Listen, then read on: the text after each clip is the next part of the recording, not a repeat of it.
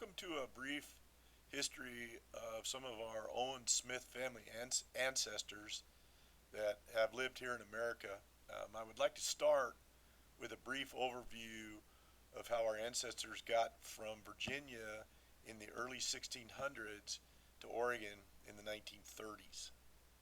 Our first ancestors immigrated from England to the Jamestown, Virginia area in around 1610, 1611.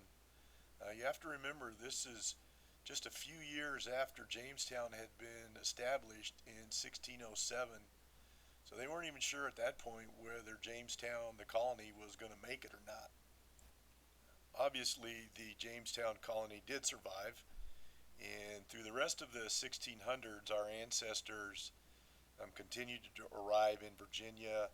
They spread further into Virginia onto the eastern shore and made settlements there and farms. This would have probably been about our 6th, 7th, and 8th great grandparents. In the early 1700s, we had more of our ancestors started to migrate. They came into Philadelphia and New York. Some of these were from Germany. They settled in southeast Pennsylvania, which is now near what's now Philadelphia. Also, between 1730 and 1750, some of these relatives started to migrate down into central North Carolina and settle down there. This would have been probably our 5th, 6th, and 7th great grandparents. Around 1800, our ancestors started to migrate out of Virginia and North Carolina and move into Tennessee. They settled in some areas in northeast Tennessee and some counties in central Tennessee, what is now Nashville. This would have been probably our 3rd or 4th great grandparents. In the 1850s, our 2 times great grandparents left Tennessee and settled in Marion and Boone County, Arkansas, which is up in north central Arkansas, right on the border with Missouri. Our grandparents, Winnie and Wesley, were born in northeast Arkansas in the 1890s. Somewhere around 1900, our great grandparents left Arkansas with Winnie and Wesley and moved to northeast Oklahoma, where they were farmers. Winnie and Wesley met in northeast Oklahoma and were married there and started their family there. As most of us know, in 1937, my grandparents, Winnie and Wesley, left Oklahoma and after a year in Arkansas, headed for Oregon and spent the rest of their lives in Oregon. Now let's get to know some of our specific ancestors, shall we? Most of us know my grandparents, Lawrence Wesley and Winnie Smith Owens. They moved from Oklahoma to Oregon in the Depression and spent 25 years living in the small town of Scotts Mills, Oregon, raising strawberries and a bunch of kids. They died in the, well, Grandpa died in the 1960s and Grandma in the 1980s, and they're buried at the Adams Cemetery outside of Molalla, Oregon. Wesley's parents, my great-grandparents, were Matthew Owens and Victoria McAfee. Matthew was born in 1852 in Marion County, Arkansas, and Victoria was born in 1860 in Marion County, Arkansas. The census show that they were farmers in Marion County until at least 1890. The 1900 census shows that they had moved to the Cherokee Nation in Oklahoma and were farmers there. Oklahoma did not become a state until 1907. Matthew died in 1910 and is buried in an unmarked grave at the Blue Springs Cemetery outside of Gideon, Oklahoma. He probably died of typhoid fever, which was running through that area at the time. It's about the same time Wesley got typhoid fever. Matthew was buried next to his older son, William Carroll Owens, who also died about this same time, probably also of typhoid fever. In 2020, the Owens family got together and purchased a headstone for Matthew and had it placed in the Blue Springs Cemetery. Once Wesley died, Victoria went and lived with Wesley and Winnie at their farm there in Spavinaw. She lived until 1924 when she died. She is buried at the Spavinaw Strang Cemetery right outside Spavinaw, Oklahoma. Matthew's parents, my two times great grandparents, were Christian Owens and Mary Catherine Parker. They were both born around 1813 in Claiborne County, Tennessee. Claiborne County is up in northeast Tennessee, right on the border with Kentucky. It's not far from the Cumberland Gap. Sometime before 1852, when Matthew was born, they moved to Marion County, Arkansas. They died in Arkansas, Marion County, in the 1870s. Unfortunately, we have no record of where they might be buried. Christian Owens' parents were Jacob Owens and Mary Polly Sharp. This makes them my three times great grandparents. They were both born somewhere in Virginia, and sometime after they were married, they moved to Claiborne County, Tennessee, where they died. We have information that Jacob's parents lived somewhere in Virginia, but we don't know a lot more about them. At this point, the Owens name kind of fades out of the family tree. Interestingly, we found a cemetery called the Osma Cemetery outside of a town called Speedwell, Tennessee. It's in Claiborne County, Tennessee. If you remember, Claiborne County is where Jacob Owens died and Christian Owens was born. In the Osma Cemetery, we found over 50 people that have been buried by the name of Owens. I'm sure some of these people are somehow related to us.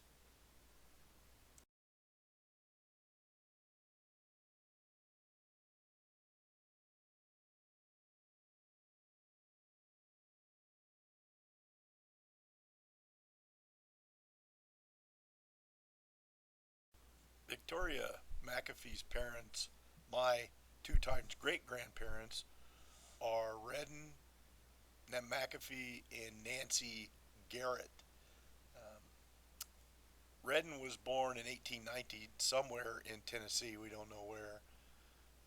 Nancy was born in 1825 in Maury County, Tennessee.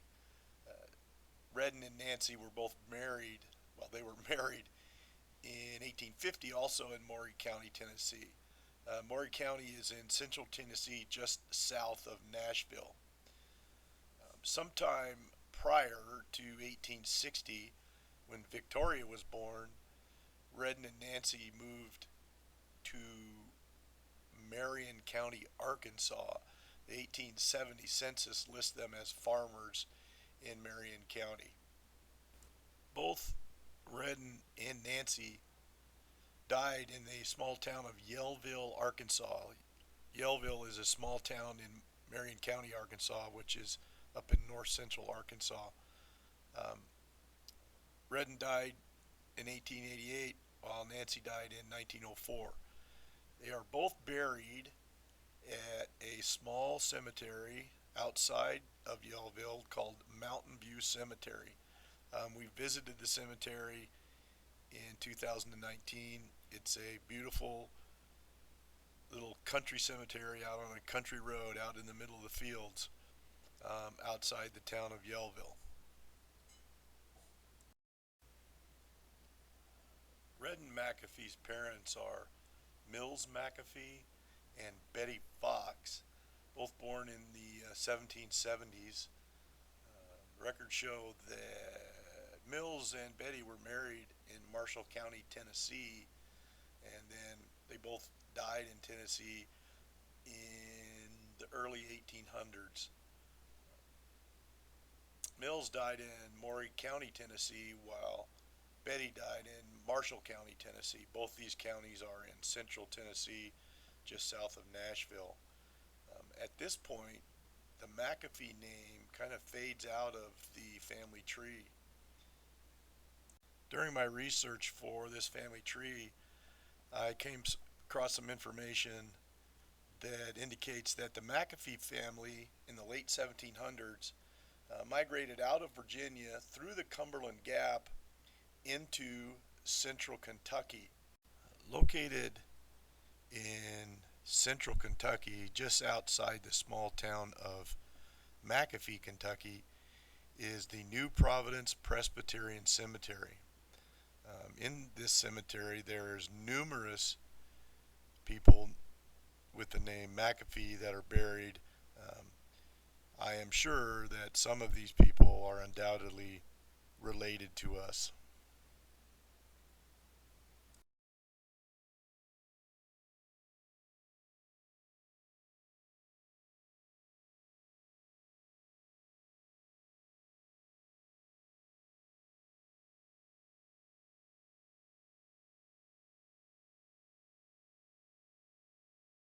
Grandma Owens' parents were Thomas Jefferson Smith and Amanda Melvina Roberts. They were both born in the 1850s in a small town in Arkansas called Bellefonte, Arkansas. It's in Boone County. Boone County is in north central Arkansas, right on the border with Missouri. Thomas and Amanda were actually had a common set of grandparents, which made them first cousins. They got married in 1877 in Missouri. Family lore says that they wanted to get married in Arkansas, but Arkansas had a law that says that first cousins couldn't get married. So in the middle of the night in a snowstorm, they rode horses up to small town in Missouri, spent the night at the preacher's house, and the next morning got married and then rode back to Arkansas. Thomas was a farmer his whole life. Um, in the late 1800s, they left Arkansas and moved around a little bit looking for farming opportunities. They went to the Indian Territory of Oklahoma, New Mexico, and Texas. Eventually, sometime prior to 1914, they returned to northeast Oklahoma where Thomas continued to farm. They lived in northeast Oklahoma until the early 1940s when they were elderly, and then they moved to Oregon where they lived off and on with their various children. At times they lived with uh, Wesley and Winnie. They both died about 1950, around 1950, and they are buried at the Adams Cemetery outside Molalla, which is the same place where Wesley and Winnie are buried. The parents of Thomas Jefferson Smith are John Jackson Smith and Mary Jane Roberts. We don't know a lot about them. What we do know is they were both born in Tennessee around 1814. John was born in Bedford County, Tennessee, while Mary Jane was born in Hamilton County, Tennessee. They were married in the early 1830s in Hamilton County, Tennessee, and sometime after this, they moved to Boone County, Arkansas, where Thomas was born. They died in Boone County. Mary around 1870 and John around 1880. Unfortunately, we do not know where they are buried. The parents of Amanda Melvina Roberts, or my two times great grandparents, are Andrew James Carroll Roberts and Lucretia Ann Lawson. They were both born in Hamilton County, Tennessee. Andrew around 1817 and Lucretia in 1819.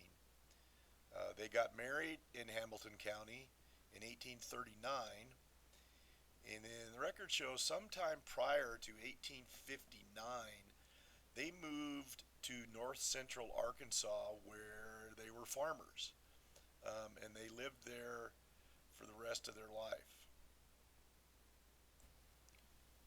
Lucretia died in 1888, and Andrew died in 1891.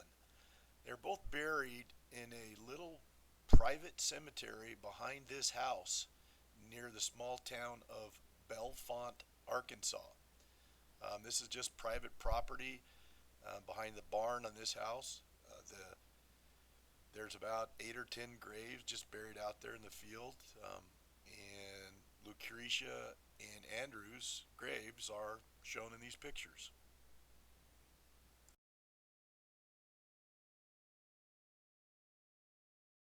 One of my 3 times great grandparents on this side of the family is William Alexander Roberts and Mary Holder Roberts.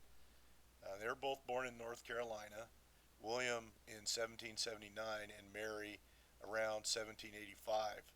Sometime prior to 1850, they moved to Hamilton County, Tennessee, and then prior to their death, they moved again to Boone County, Arkansas. The interesting thing about William and Mary is that they are both the maternal grandparents of Thomas Jefferson Smith and the paternal grandparents of Amanda Melvina Roberts Smith, who, as you remember, are the parents of Grandma Owens. This makes Thomas and Amanda first cousins, like I mentioned before. Now I want to switch gears a little bit and just talk about some of the more interesting ancestors from the Owens Smith family that have lived here in America. These are not listed in any particular order, just found them interesting. I first want to talk about our 5th great grandparents, Sebastian Boston Graves and his wife, Sarah Eflin. Boston's given name was Sebastian, but apparently he went by Boston. Both Boston and Sarah were born in the 1740s in Berks County, Pennsylvania. Sometime prior to 1769, they moved to Orange County, North Carolina, where they got married. Um, During that time, Boston worked as a blacksmith. In 1779, Boston got drafted into the Army and served in the Revolutionary War. He served as a private in the regiment of Colonel William O'Neill's Orange County, North Carolina troops. Sometime while he was serving, he was captured by the British and held in captivity for 11 months until he was eventually exchanged for other British soldiers.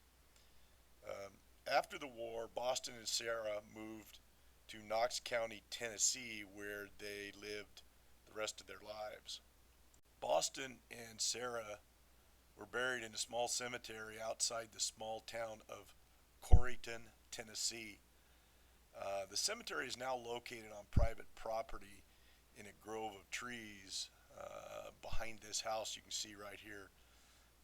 The cemetery has 20 to 30 handmade gravestones, most of which are unreadable now.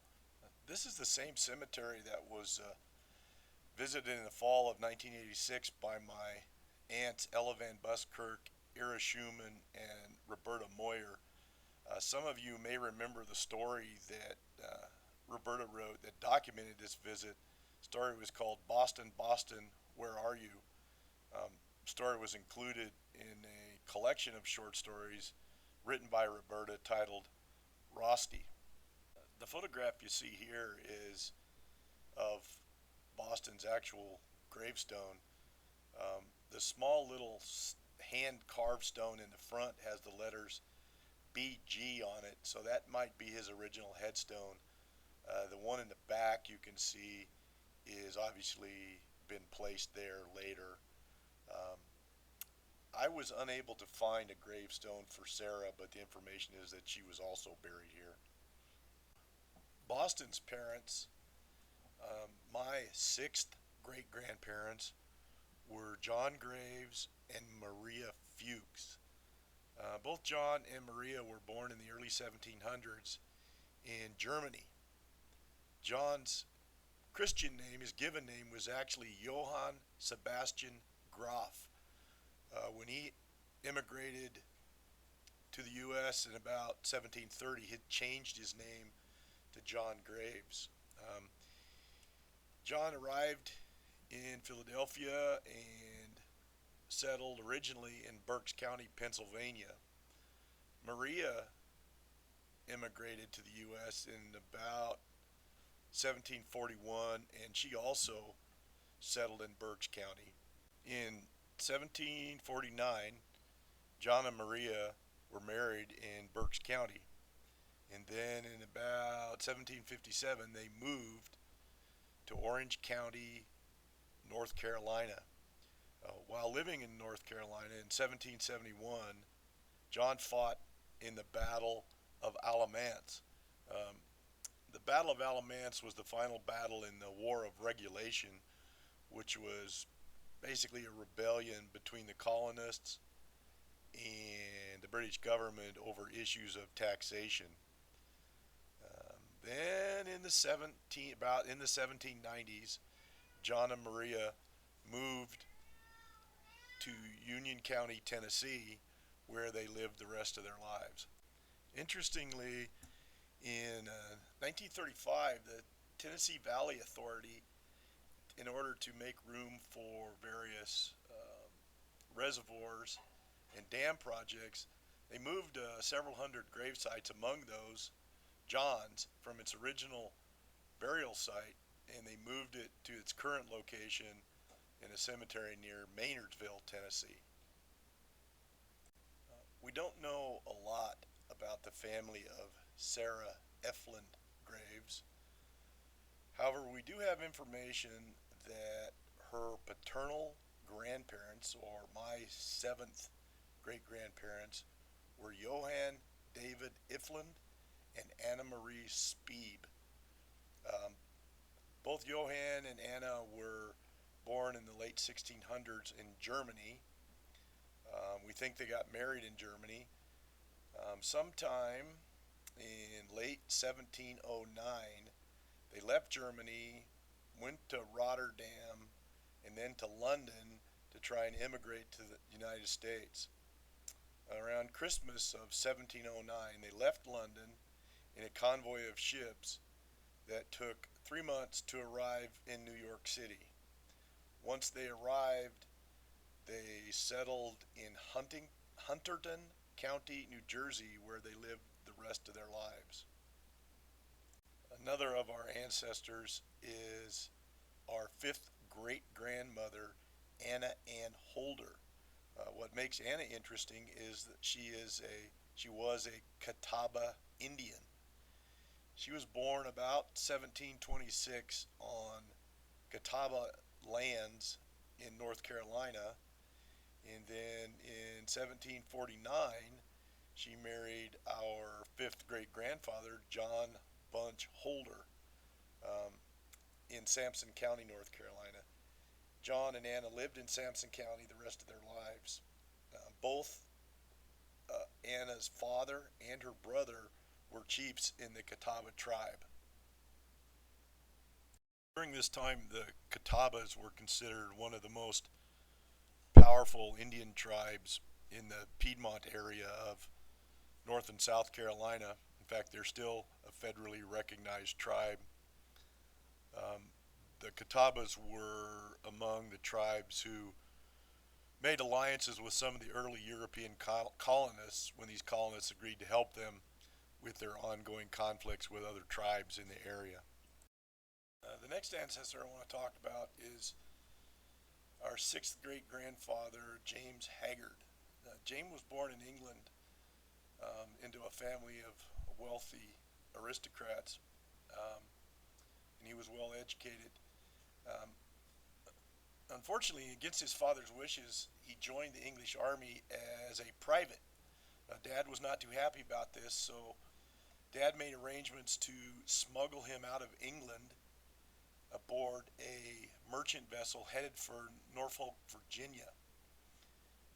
The captain of the ship knew that Lord Haggard would never admit to doing such a thing, so he threw James in with the other indentured servants, and when he arrived in Virginia, sold the contract for his services to a wealthy Virginia planter, thus collecting for James's passage twice. When James arrived in Virginia in 1698, the planter who bought his contract quickly realized that he was well educated, so he put him to work teaching school. While he was teaching school, he met a young woman named Elizabeth Gentry. Eventually, James and Elizabeth decided to get married, but they had to elope to North Carolina to do that because at the time, indentured servants in Virginia were not allowed to get married. Um, James and Elizabeth lived the rest of their lives in Virginia. Elizabeth Gentry's father was a man named Nicholas Gentry. Nicholas and his brother were soldiers who were sent from England to Virginia in 1677 to deal with a little conflict called Bacon's Rebellion. By the time they arrived, however, the leader of the rebellion was dead and the rebellion was already over. Um, but Nicholas and his brother continued to serve in the British Army in Virginia for another 6 years. Um, Finally, in 1683, they decided to get out of the army. They were discharged, and they settled in America and spent the rest of their lives here. He lived in New Kent County, Virginia, for the rest of his life. The next ancestor is our eighth great grandmother, Grace White, married name Sherwood. The interesting thing about Grace is she's the only person in the colony of Virginia that was ever convicted of being a witch. Grace was born sometime around 1660 in Prince Anne County, Virginia. She married James Sherwood in around 1685, and they had 3 sons together. In 1698, a couple of their neighbors accused Grace of being a witch. They claimed she had bewitched their pigs, which caused them to die, and it also bewitched their cotton.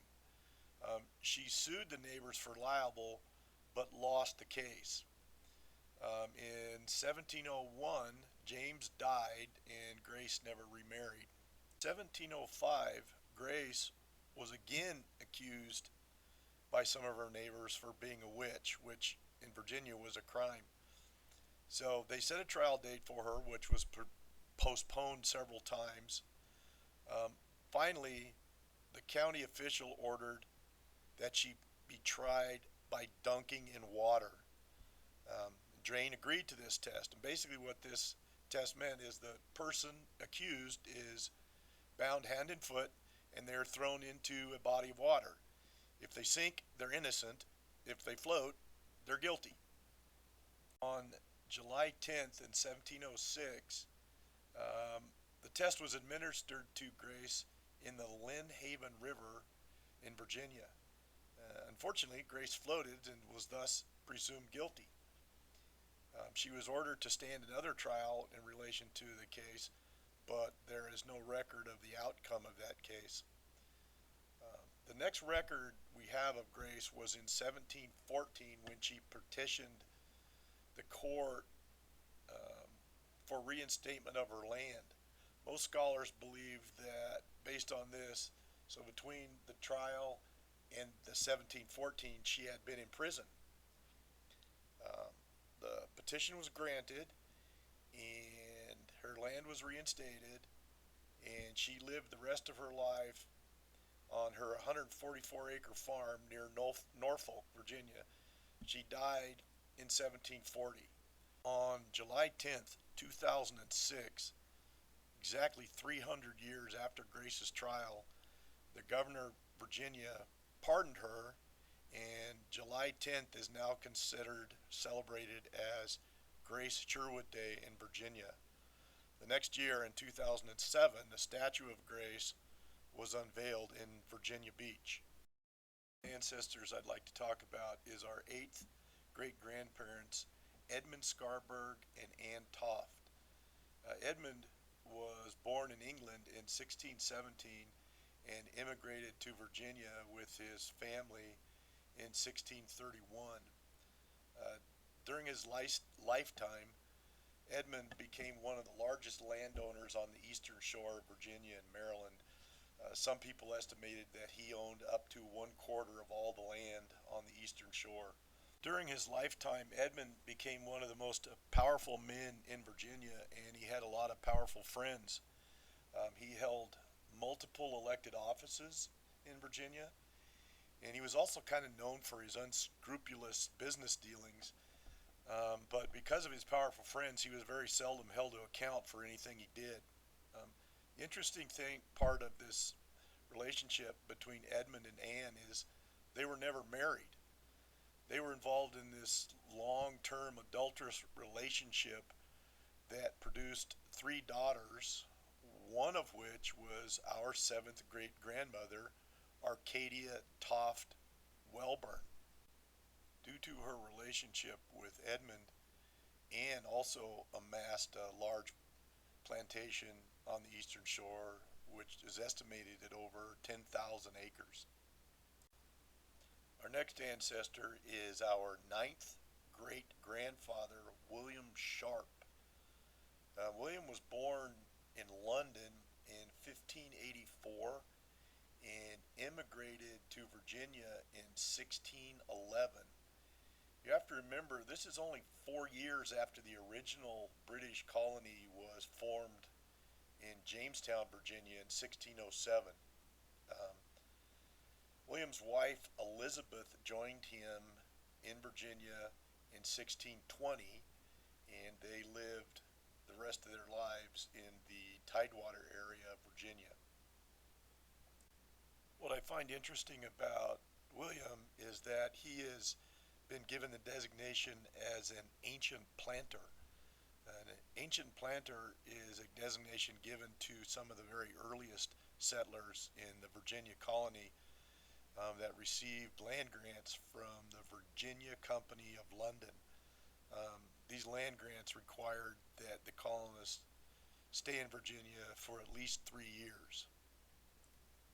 Our next set of ancestors is our 10th great grandparents, Thomas Bennett and Alice Bennett. Thomas was born in England in 1580 and immigrated to Virginia in 1618 and settled along the James River. Alice and her first husband also immigrated from England to Virginia. In 1622, Alice's first husband was killed in an Indian attack. At the time, it was thought that Alice and her child were also killed in the attack, but this turned out not to be true. Alice and the child, along with some other women and children, were actually captured and taken captive by the Indians. The colonists retaliated for the attack by destroying the Indians' crops, which caused a lot of problems for both the Indians and their captives. Eventually, the hostages were released with assurances from the colonists to the Indians that they could plant their further crops in peace. In 1624, Thomas and Allison got married, had several children together, including my ninth great grandfather, Richard Bennett. They lived the rest of their lives in Virginia. The last of our ancestors that I want to talk about is our 11th great grandmother, Cecily Bailey. We don't know Cecily's maiden name, but her first husband's name was Bailey. Cecily was born in England in 1600, and she immigrated to Jamestown, Virginia when she was 10 years old in 1610. Again, remember, Jamestown was only about 3 years old at that time, and she showed up right after what was called the Starving Time. In 1616, Cecily married Thomas Bailey. In 1617, our 10th great grandmother, Temperance Bailey, was born. In 1620, Thomas Bailey died. Shortly after his death, Cecily married another man named Samuel Jordan. On 22nd of March in 1622, the Powhatan Indians launched a colony-wide attack in an attempt to drive all the colonists from Virginia. At that time, during the attack, almost a third of the colonists were killed. This was called the Jamestown Indian Massacre. Luckily, Samuel Jordan had built his home in a well-fortified compound, which allowed Cecily and her whole family, including Temperance, to survive the attack. In 1623, Cecily's second husband, Samuel Jordan, died. At the time of his death, Cecily was pregnant. Just a few days after Jordan's funeral, another man named Grayville Pooley proposed marriage to Cecily. Cecily accepted the proposal, but with the provision that the marriage not take place until after her baby was born. In the meantime, while they were waiting, Cecily agreed to marry another man named William Farr. At the time, Pooley insisted that Cecily had agreed to marry him, and he brought the very first breach of promise case in North America against Cecily. The case took about 2 years to decide, which Cecily eventually won, and then in 1625, Cecily married William Farr. Cecily died in 1660 and is buried at the Jordan Point Plantation in Prince George County, Virginia. Both Cecily and Samuel Jordan have been designated as ancient planters in Virginia.